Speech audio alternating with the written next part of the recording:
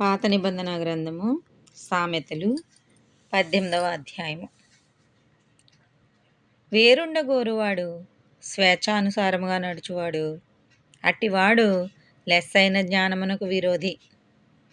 బుద్ధిహీనుడు వివేచనయందు సంతోషింపక తన అభిప్రాయములను బయటపరచుటయందు సంతోషించును. భక్తిహీనుడు రాగానే తిరస్కారము వచ్చును, అవమానము రాగానే నింద వచ్చును. మనుషుని నోటి మాటలు లోతు నీటి వంటివి, అవి నదీ ప్రవాహము వంటివి, జ్ఞానపు ఊట వంటివి. తీర్పు తీర్చుటలో భక్తిహీనుల ఎడల పక్షపాతము చూపుటయు, నీతిమంతులకు న్యాయము తప్పించుటయు క్రమము కాదు. భక్తిహీనుని పెదవులు కలహమునకు సిద్ధముగానున్నవి, దెబ్బలు కావాలనని వాడు కేకలు వేయును. బుద్ధిహీనుని నోరు వానికి నాశనము తెచ్చును, వాని పెదవులు వాని ప్రాణమునకు ఉరి తెచ్చును. కొండెగాని మాటలు రుచిగల భోజ్యములు, అవి లోకడుపులోనికి దిగిపోవును. పనిలో జాగు చేయువాడు నష్టము చేయువానికి సోదరుడు.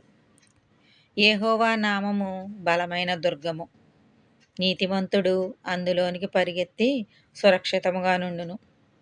ధనవంతునికి వాని ఆస్తి ఆశ్రయపట్టణము, వాని దృష్టికి అది ఎత్తైన ప్రాకారము. ఆపత్తు రాకమునుపు నరుని హృదయము అతిశయపడును, ఘనతకు ముందు వినయముండును.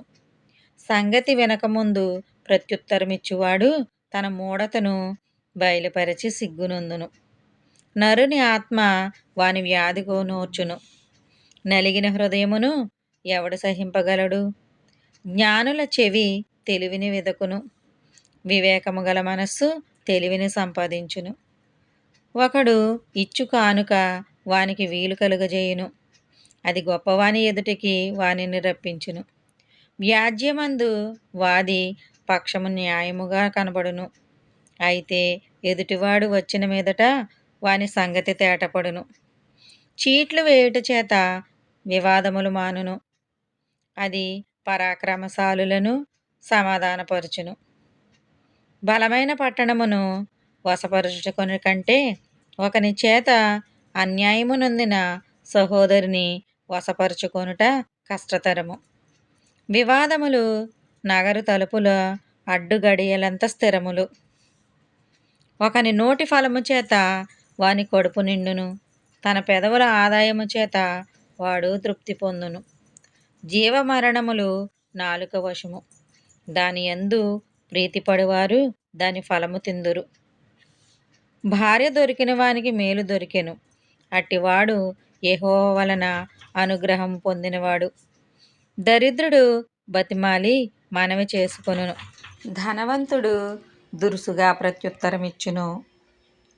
బహుమంది చెలికాండ్రు గలవాడు నష్టపడును, సహోదరుని కంటెను ఎక్కువగా హత్యయుండు స్నేహితుడు కలడు. ఆమెన్.